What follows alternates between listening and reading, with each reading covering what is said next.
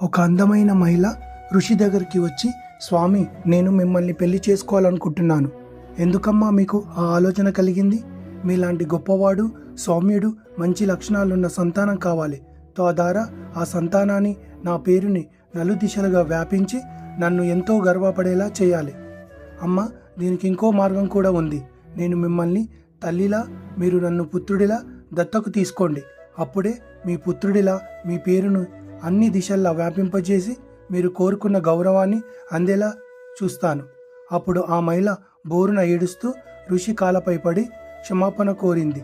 ఈ కథలో నీతి: ఎంతో దృఢమైన ఇనుమును నాశనం చేయడం దేనివల్ల సాధ్యపడదు, ఇనుములో నుంచి పుట్టిన తుప్పు వల్ల తప్ప. అలాగనే మిమ్మల్ని ఎలాంటి చెడు ఆలోచనలు మనుషులు వెనక్కి లాగలేరు. అది మీకై మీరు నమ్మి అనుమతిస్తే తప్ప. నా దృష్టిలో ఓటమి నీ రాత కాదు, గెలుపు ఒకరి సొత్తు కాదు. Thank you.